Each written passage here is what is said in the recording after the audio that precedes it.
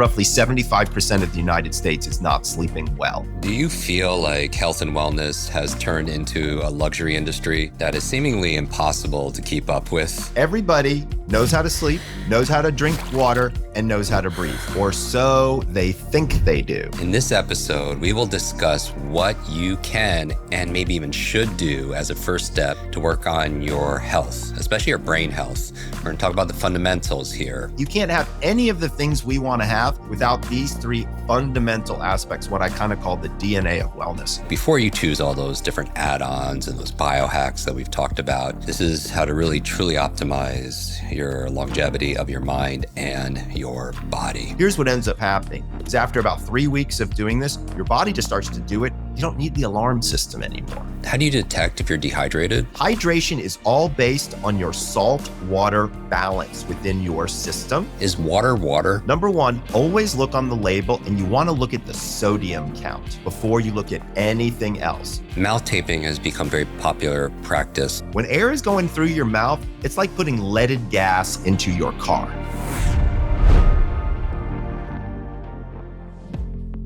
Welcome back, Kwik Brains. I'm your host and your brain coach, Jim Kwik. As a sleep doctor, Dr. Michael Breus speaks to a multitude of health enthusiasts in every major field and has more or less the same conversations daily. The latest trends say that you must read every article and research and try every new technique or gadget available in order to be well. But often you end up feeling lost and confused because the suggested methods change so fast that you don't even know if what you're doing is still being recommended. Today, Dr. Breus will be sharing his secret to a real, long-lasting wellness. And believe it or not, it all comes down to just 3 simple things. But these are big and impactful. Remember, you major in the major things. I'm excited to announce that Dr. Breus will be one of our featured speakers at our mega annual event. Join thousands of other brain enthusiasts in LA, March 6th, 7th, and 8th. It'll be the biggest gathering we've ever done. The faculty is amazing. The exhibits are absolutely incredible. So many surprises. You could meet Dr. Breus. He'll be signing books there also as well. He's written many of these books, some of my favorites, limitlesslive.com. And his latest book we're talking about today is called Sleep, Drink, Breathe, Simple Daily Habits for Profound Long-Term Health. Welcome to the show, Dr. Breus. So I have a different subtitle. I want to change it right here, right now. Let's do it. Here it is. Sleep, drink, breathe. Wellness is too complicated. That is like the message, right? So first of all, as always, thank you for having me on the pod, Jim. I certainly appreciate it. Everybody on the pod who listens knows Jim and I have been friends for a very long time. He is an important person in my life. I am fortunate to be an important person in his.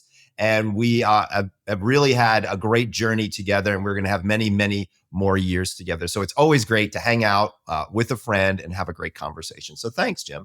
So this is not going to be scripted. Right. You and I, Michael, go back, way back. You've been so supportive. We've had you on the podcast. You're probably one of our most brought back guests, for sure. Yeah. And you speak at our events, which is amazing. We just did the Limitless Learner virtual broadcast that went out to That was cool. hundreds of thousands of individuals. And you've helped me and my family personally. So I'm a client of yours also as well. You helped me through, especially a lot of sleep issues. I have some very severe sleep apnea, travel a lot, get jet lagged, and yeah, I appreciate you being in my corner. So jumping into this, you share a lot of statistics and research in the book around what happens to our bodies, and our brain is part of our body, obviously, when we are suffering from lack of sleep, dehydration, and incorrect breathing. While it might seem incredibly obvious, can you maybe give us some hard truths about why most people are ignoring these simple things that can have a huge positive or negative impact on us in the long term, especially our brains? No question about it. So first of all, thanks for the question. It's a good one. So here's the thing. Everybody knows how to sleep, knows how to drink water, and knows how to breathe. or so they think they do, right? So here's what's kind of interesting is these are what we call automatic behaviors. You kind of have to do them whether you like it or not, which makes most people think, oh, my body's just on autopilot, right? I can just breathe, I'll get thirsty and then I'll drink. And then whenever I go into that room in the back of the house, I'll close my eyes and I'll sleep.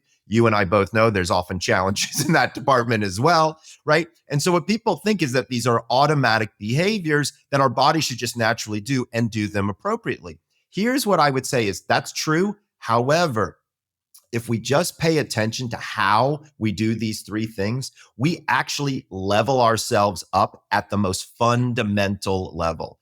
You can't have brain health without sleeping, without hydrating, and without breathing. You know this. You can't have any of the things we want to have without these three fundamental aspects, what I kind of call the DNA of wellness. It was kind of interesting. Well, let me give you some hard stats because you asked for them. We think now roughly 75% of the United States, just looking at the United States now, I've got stats for all over the world, but just looking at the United States, we think that roughly 75% of the United States is not sleeping well. 75%. That's 3 in 4 people, right? It's either snoring, potentially sleep apnea, insomnia, what I call just disordered sleep, caffeine abuse, misscheduling. I mean, it goes on and on and on. But that's an easy one to kind of look at. Let's take a look at, for example, hydration. Very, very interesting statistics when you start to learn about hydration. And here's the thing. Most people turn to me and they're like, Michael, I get my water, right? It's no problem. I get my ounces and I think I'm good to go. The way you get your ounces determines absorption, right? So a lot of people will turn to me, and this is a very common relationship between sleep and hydration, which is kind of interesting, is a lot of people, it's 8 or 9 o'clock at night, and they were like, oh crap, I forgot to get all my water. And they drink a ton of water. Number one, their body can't absorb it. But number two, it forces them to use the restroom multiple times throughout the night, which is hyper disruptive to sleep. So if they just got their hydration a little earlier in the day and were sipping instead of gulping, we now save sleep at night. Same holds true with breathing. When we look at breathing and breath work, people are like, Michael, come on, I breathe naturally all day long. Think about it like this. And Jim, you know this better than anyone. There are certain breathing techniques that can help relax you. And then there are opposite breathing techniques that can elevate your energy, right? So we can use breath as one of the fundamental guides for our sympathetic and our parasympathetic nervous system, which becomes, again, how we function throughout the day. So when we look at how are people breathing, we could actually say that most people are what we call shallow breathers. So they're just using about half of their lung. When you do that, you actually force your heart to beat twice as fast. So by not having an extended breath, you're actually putting a greater load on your heart. And for folks out there who have heart disease, high blood pressure, sleep apnea, things like that, it's not a great idea to do that. So all of these things are things that we think we're doing okay, but unfortunately, we might be able to just level them up a little bit better and the results become exponential, right? So if you get your water earlier in the day, you can sleep throughout the night, right? Like it's kind of cool when you start to look at how these things are all related and how they all work together. I'll be honest with you though, this wasn't my idea to like launch into the wellness community and say, hey, we need a starting line, right? I was reading a book by our friend Joe Polish called Life Gives to the Giver. And in one of them, he talks about this idea called dominoes. And I really resonated with this idea. And for him, the way he describes a domino is it's a skill set that you have. And once you complete it, it kind of opens up other skill sets for you, right? So as an example, in the limitless world, reading would be one of those fundamental things that then allows you to have brain health, knowledge, so on and so forth, right? So reading might be a domino in the world of limitless, right? So I started to think to myself, I'm like, well, what could it be for overall wellness? Like if we were really trying to break it down, what are the things that a body cannot live without? And if it does it well enough, it should be okay. And that's where I came up with sleep, drink, breathe. So let's break this down. Let's start with sleep. You mentioned 75% of individuals have challenge, which is, it sounds right to me. You know, in our community, I know, isn't that crazy? Comments, absolutely. And that affects your memory, that affects your focus, everything that we teach. So many people struggle to stay asleep through the night, maybe waking up without knowing why. Is Right. there a way that you recommend that someone listening who's struggling in this area or as a family member or team member, friend, to identify and address these subtle triggers that disturb their sleep? And what role maybe does breathing play in maintaining a restful night? So it's a great question. So first of all, there's a lot of things that can happen in the middle of the night. And it's interesting, Jim. I just stopped. I've been on a tour basically for like 3 or 4 weeks, live event after live event after live event. I keep getting asked one of the same questions, and I think it addresses this issue that we're talking about here, which is, what do I do if I wake up in the middle of the night, or what can I do to prevent waking up in the middle of the night? And then if I happen to wake up in the middle of the night, what do I do to deal with said situation? Because this is arguably the second most popular question that I get across the board. Believe it or not, the first one is, what bed should I buy? Which is kind of funny for the sleep doctor. But when we look at this, I want to explain to everybody, this is the biology. So your core body temperature rises, rises, rises. It hits a peak and then it begins to drop. When it drops, it sends a signal to your brain to release melatonin. Remember, guys, melatonin is that key that starts the engine for sleep. You got to have it, but it's not the only thing that you need. Then your core body temperature continues to drop, drop, drop. Then at some point, your body has to heat up. Otherwise, you go hypothermic. When it heats up, you automatically go into a lighter stage of sleep, and almost everyone on earth wakes up. Here's the difference. Some of our listeners, when they wake up, they roll over and they go back to sleep within 30 seconds. Unfortunately, a large portion do not, right? And so, number one, I want everybody to know and understand this is a natural occurrence. You did not do anything wrong to make yourself wake up in the middle of the night, hopefully. Now, as we mentioned earlier, if you drink about, 30 ounces of water right before you go to bed, well, then I think it probably is your fault for waking up in the middle of the night. If you're drinking caffeine past 2 p.m., well, then you might be having some reasons why it's waking you up. If, for example, you drink alcohol within 2 to 3 hours of bedtime, well, then that's also probably on you, right, for knowing and understanding how some of these environmental factors can affect your sleep. But if you didn't do those things, you're going to wake up anyway. The real issue is, what do I do to get back to sleep? So in the book, we actually address this very issue, but I'm going to give everybody some simple tips now, but there's a lot of good stuff in the book for you to understand. The first thing I tell people to do is, if you can avoid it, don't pee. Now, I want to be clear. If you got to go, please go to the bathroom. But a lot of people, they wake up and they don't actually have to go. But when they go from a lying position to a seated position to a standing position and they walk across the room, it elevates their heart rate. And what most people don't know is, in order to enter into a state of unconsciousness, you need a heart rate of 60 or below. So what I have people do, and this is getting to the breathing part for you, is I have people help put themselves back to sleep. So if you got to go to the bathroom, go to the bathroom. But when you come back, you got to lower your heart rate. My favorite way to do that is with something called 4-7-8 breathing. Now, we talked about this at your event last time, which was actually fun. We had people doing 4-7-8 breathing. This is an important aspect to understanding how can breathing help relax our body and allow us to fall back asleep. The thing about 4-7-8 that I like so much is it actually does two things at the same time. Number one, you're counting. So you count 1, 2, 3, 4 to breathe in. You count to hold till 7, and then you count to 8 to push your breath out. But while you're counting, you can't think of anything else, right? And what ends up happening for a lot of people is they get what I call monkey mind, and you can't stop your brain. But if you're counting, you can't think of those things. Also, if you're breathing while you're counting, that's lowering your heart rate. So basically, you're kind of getting a combo platter of things to help you out in the middle of the night, distracting your brain and lowering your heart rate.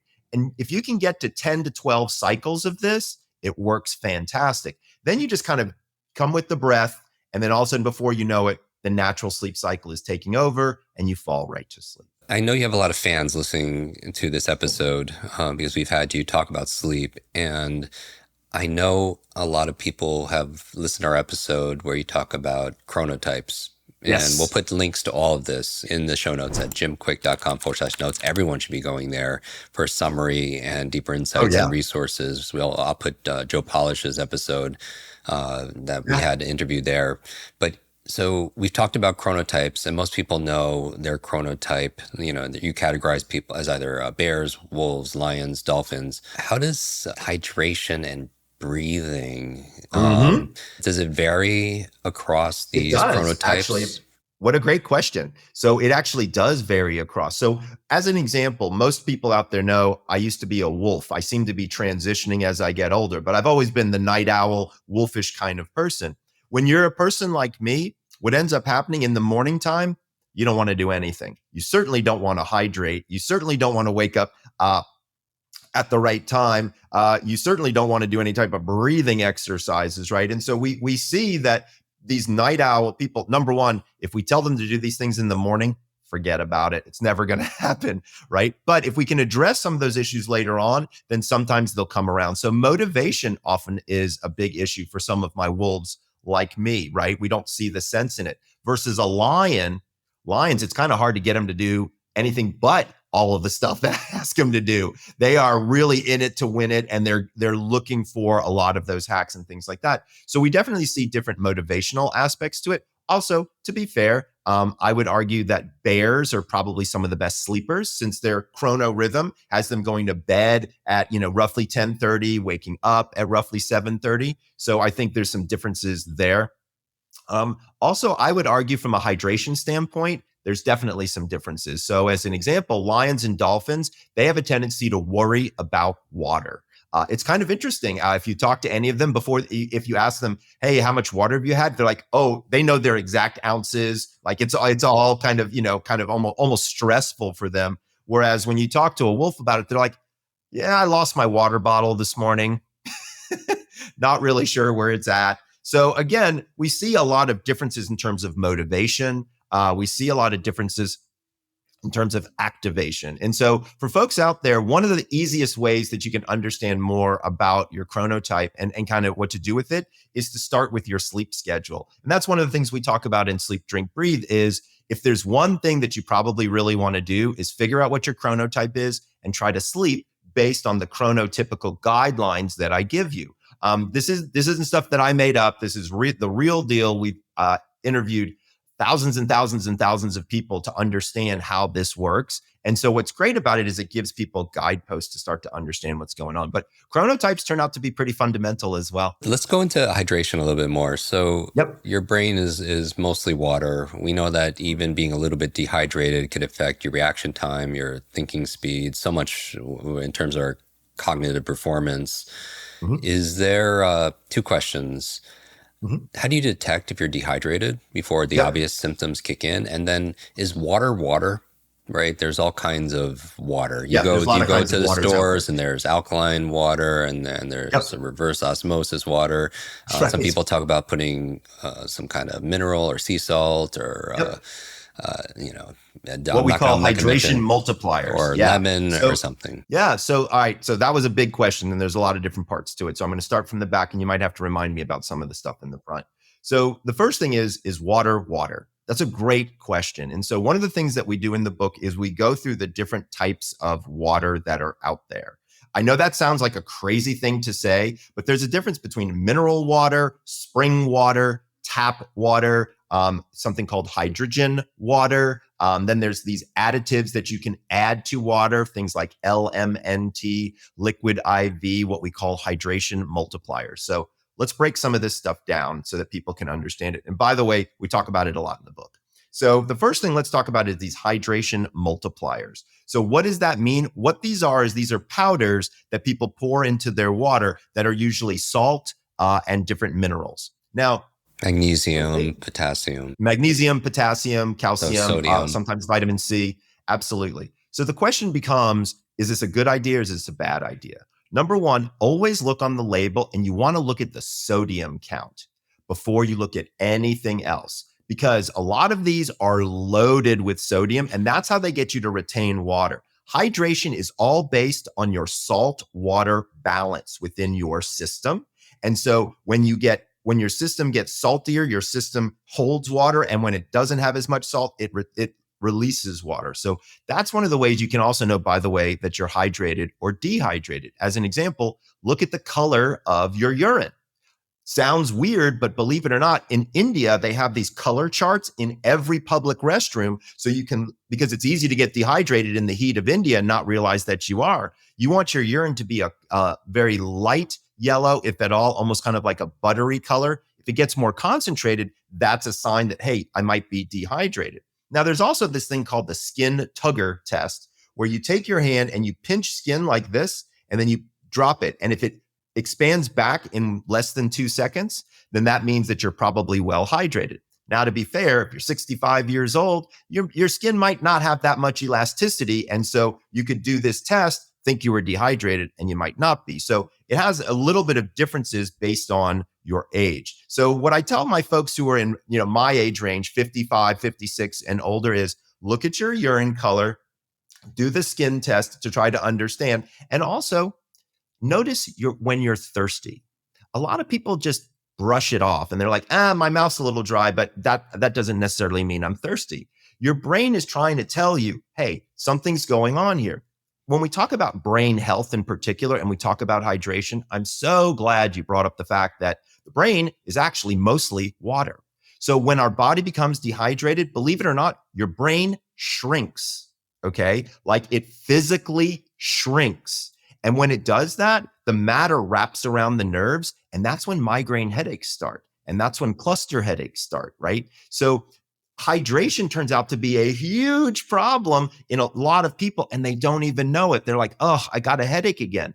Drink some water. Again, all that is doing is your brain is trying to tell you, it hurts up here. I need some more space, right? So it's amazing when we look at these things. And again, a lot of people don't even think about the sip versus gulp idea, and then looking at the different types of waters. I will tell you this, getting back to the different types of waters, tap water, unfortunately, is not a great idea anymore. The government puts fluoride in the main water systems for people's teeth, which now we know the data is that is not a great idea. So at the very, very minimum, one of the things I did was I went through all of the different types of water filtration systems out there so people can understand from a cost perspective and then from a filtering perspective, what do you want? Me personally, I went to Target and I bought one of those Brita filters, Brita pitchers with the filter, and I put tap water in that, and that's where I get my tap water from.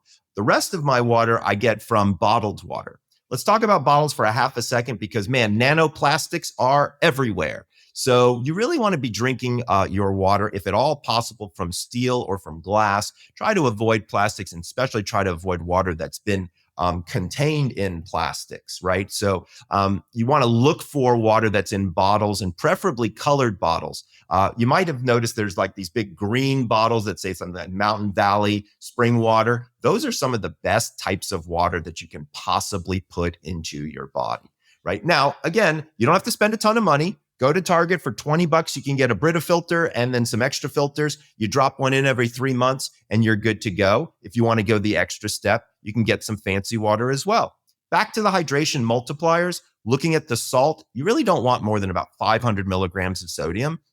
Some of them have 1,000, and that can be actually kind of damaging, also increase your blood pressure. So the first thing I do is I look at the types of sodium or the amounts of sodium and choose one that's a little bit lower. Then I start looking at things like what you're talking about. So magnesium is a good hydration multiplier from the standpoint of we sweat out most of our magnesium. So this is another good idea in terms of replenishment. And the final thing I want to talk about in terms of hydration multipliers is it's not something you would ever use every day, right? So you would pick times where it would make intuitive sense. So I'm a runner. And so if I run 3 miles during my normal day, I'm not going to use a hydration multiplier for that. But if I have a long run on Saturday and I'm going to try to do 10 miles, you bet I'm going to load up and have like that LMNT or the liquid IV or something like that in my water bottle. Does that make sense? It does. I mean, your level of activity, the temperature that you're out, if you're in a sauna. I mean, that's a great point too, is temperature, daily temperature. Or again, if you're in saunas, we sweat out so much of this water. We really need to make sure that we're replenishing it. That's a great point, Jim. That makes sense. Let's go back to sleep. Specifically in our community, we had questions about napping. Oh And yeah, let's I'm talk curious about the about the nap. research on napping. Potentially it could help accelerate some learning and some Yes. integration. But is it dependent? I mean, naps, is it dependent on age is or stage of life? Oh, there's a whole And what host of things. impairs? So And so, how would you recommend even people approach napping? Is some people that feel like they've tried it and they're more tired after a nap. You hear these. yep. Okay, let's lay out the rules for the nap, which also I address in the book. So for if folks want to know more, Highly, they can highly, grab the book. highly recommend that. Yeah, it's really a good kind of primer and for basics, but let's talk napping. So number one, anybody out there who feels like they have a hard time falling asleep at night, don't nap. Okay. Remember, there's two systems in the brain for sleep. One is called your sleep drive, the other is called your sleep rhythm. If you nap, you lower sleep drive, especially in people with insomnia. So, once again, as kind of an overall statement, if you are somebody who has a hard time falling asleep or staying asleep, napping is probably not the best idea. However, let's say that you only got 5 hours of sleep last night. Well, you probably are going to need some type of a supplemental nap during the day, literally to function. So let's talk about the types of different naps that you can take if you're sleep deprived. And then I'm going to end it talking about the types of nap that you can take to help your frontal cortex. Okay. So when you're sleep deprived and you're looking at those kind of naps, you want to keep the naps as short as possible. But because what ends up happening is you get this thing called sleep inertia. And when you wake up from the nap, you feel awful. So when you have only had 5 hours of sleep, you want to take a short 25-minute nap with an alarm to wake you up before you start getting into the deeper stages of sleep. That'll burn through the adenosine, which is actually the chemical in your brain that makes you feel sleepy, enough for you to be able to start to feel awake and refreshed. If you had the time to do an hour and a half nap or a 90-minute nap, that's what we call a full sleep cycle nap. That could be good. But remember, number one, you got to have 90 minutes. And number two, if you wake up from it, you could feel pretty logy. So again, I'm pushing people more towards this 25-minute nap if at all possible.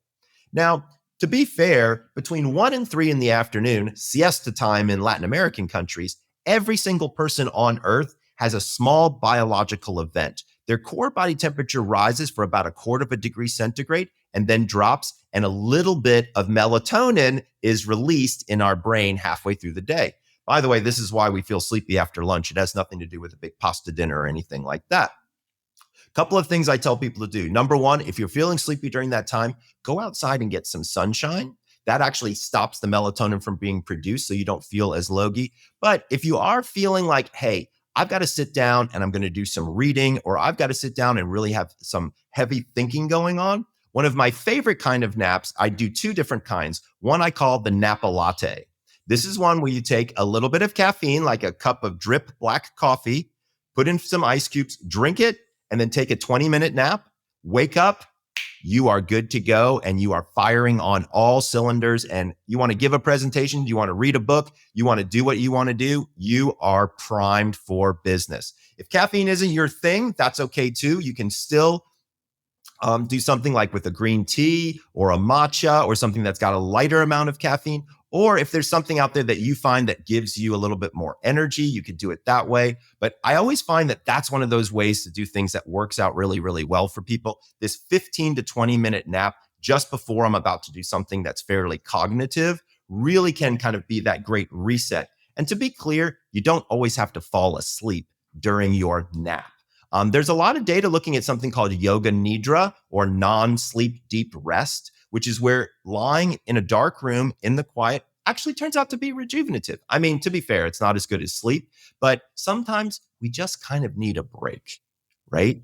And it's important for our brains to get a break, right? And so when I talk with you, and we always talk about brains and brain health, it's also important to remember that brains need a break. And if you give your brain a break throughout the daytime, even if it's just one, you'll be surprised at how much better it works. So we know there's some critical elements for good brain health. Obviously, sleep, where you're cleaning out the beta amyloid plaque, the sewage system kicks in. Yes. You consolidate short to long-term memory. Sleep is so very important. You dream. It's that kind of slow brainwave state.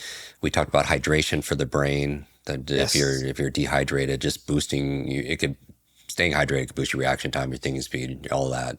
But the other important key is oxygen.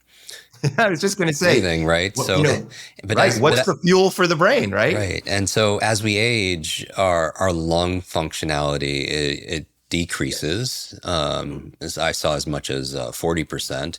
What can Yep. we do daily to make sure we maintain our lung capacity and maybe even train ourselves out of the shallow breathing? Yes. I know we've talked about sleep apnea in the past and how that affects sleep, but what are we talking about when we're talking about breathing, lung Mhm. capacity, and functionality? Are you tired and frustrated of struggling with forgetfulness and longing for greater mental retention and clarity? I have a special invitation for you to watch my free 3-part memory power video training where you'll discover the secrets to effortlessly recall crucial information, details, experiences, remembering what you read, giving a speech without notes, and remembering names, transforming you into an exceptional mental achiever. You'll also discover 10 powerful ingredients to supercharge your brain. So don't miss out on this life-changing opportunity. Simply click the button or go to jimkwik.com/power. Well, so as we get older, our lung capacity and our lung functionality begins to deteriorate. It's just kind of how it is. And so you're absolutely right in identifying this. Now, in some cases, the deterioration ends up in something called emphysema, COPD. Usually that has to do with smoking, things like that. But that, of course, affects lung function. Sometimes as we age, lung function changes due to something called sleep apnea. You and I have had many discussions about what is sleep apnea, how does sleep apnea work. But also when people are just kind of thinking about generalized, like, how do I keep my lungs in shape? You're absolutely right. Most people are shallow breathers. So in the book, Sleep, Drink, Breathe, we actually have a plan. And so what I have people do is they pull out their phone and they set an alarm on their phone at 5 different times throughout the day. At each one of these times when the alarm goes off, number one, I ask you to drink some water. So that way I can start you on your hydration journey, no problem. But another thing I do is I introduce a new breathing technique. All of these techniques that you'll learn across the 3 weeks are all designed to help maintain or increase your overall lung capacity. So again, now, and I want to be super duper clear. It's not like these are hard. All I'm going to ask you to do are things like, take 15 deep belly breaths in, right? So when you breathe, you don't want your shoulders to rise when you breathe. You want your body to expand when you breathe, right? That's what a belly breath is. So we teach people about things like that. So it's really actually kind of fun. And by the way, it's super easy to do. And once you start doing it these 5 times a day, your body sort of gets into this rhythm and starts to do it for you. So, a lot of people are like, oh, Michael, 5 times a day, I got to look at my phone. I got to do this. I got to do that. Here's what ends up happening is after about 3 weeks of doing this, your body just starts to do it. You don't need the alarm system anymore. You're just not, it's become part of you. And now you really can be limitless because you've got all the different componentry that you need to get your brain to function appropriately. As you just said, sleep is so critical for brain function between REM sleep, between deep sleep, where we see the glymphatic system scooping out all the proteins, REM sleep, where we move information, short-term memory to long-term memory, dreaming, where we get a lot of our creativity. I mean, it's just so essential. Hydration, of course, brain shrinking and relaxing. And then, of course, the breathing aspect, that's how we get our fuel. Let's talk for a second about air quality for a minute, because I think that's something that's worthwhile and important. In the book, one of the things we do is we look at air filters to give people an idea. If you want to buy a small home unit for your bedroom in particular, we talk about some of those. Me personally, I bought like a $30 unit off of Amazon just for the bedroom. A lot of people don't realize it, but that's the room you spend about 7 or 8 hours in. And so the quality of that air needs to be good. I want to build on the breathing. Yeah. There's certain benefits of nasal breathing.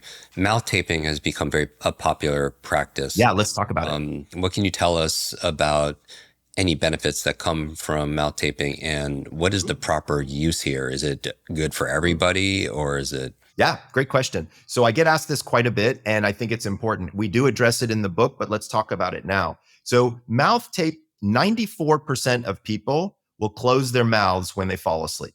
There's a lot of data to look at that. However, in recent years, that number has started to change a little bit, and I think I understand why. We know that the air quality is not as good, which is causing a lot of nasal congestion, and that's actually forcing people to drop their mouth open to breathe. So when your nose is stuffed, your mouth opens up because you got to get air coming through. Here's where the problem comes in.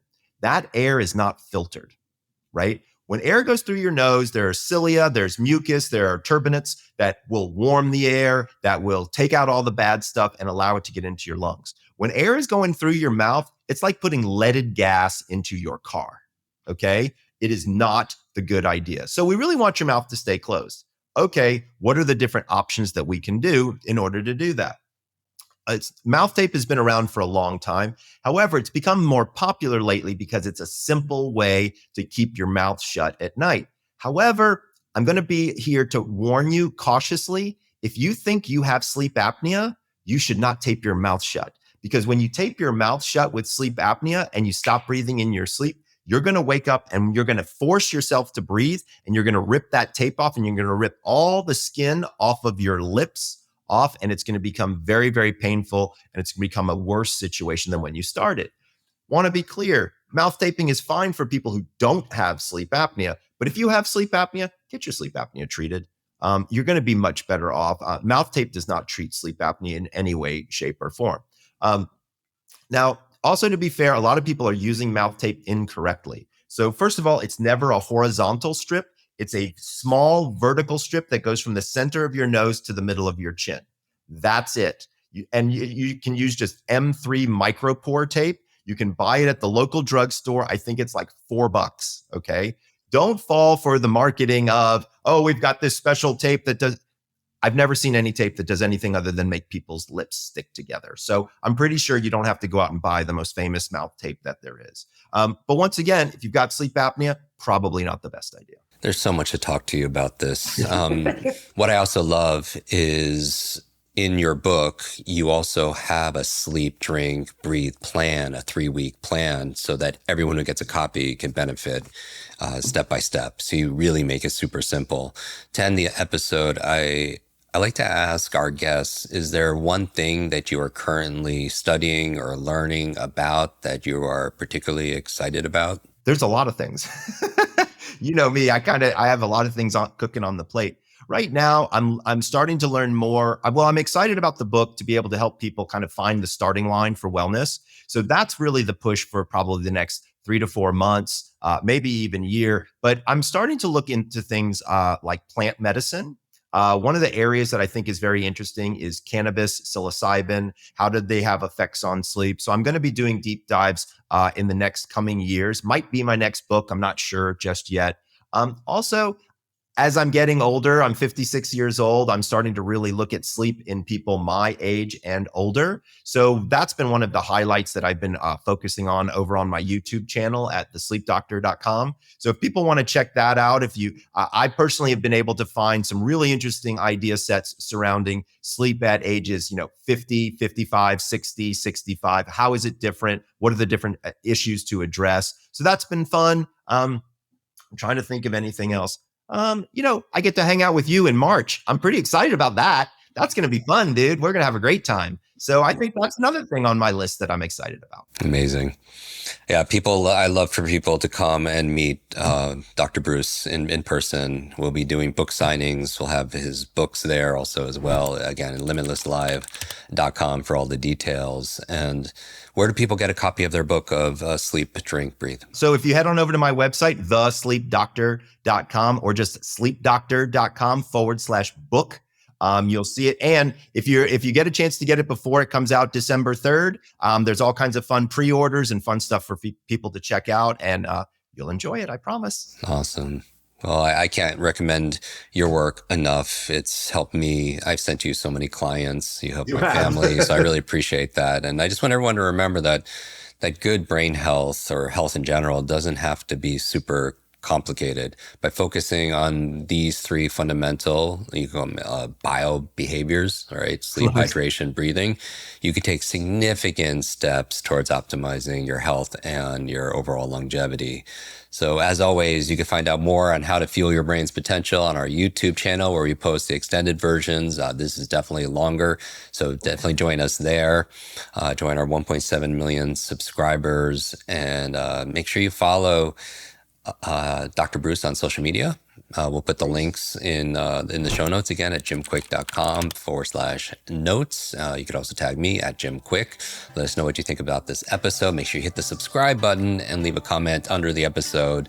I read every single one, so let us know your thoughts. I wanted to just add something in if I'm allowed to. I just started using your Kwik Brain supplement, and I'm finding it to be extremely helpful. So I don't know if folks out there have had the opportunity to check it out, but I've checked it out and I've actually started giving it to my family. So wanted to let you know. Thank you. People can go to kwikmind.com, kwikmind.com. And this is your brain coach, Jim Kwik. Until next time, be limitless.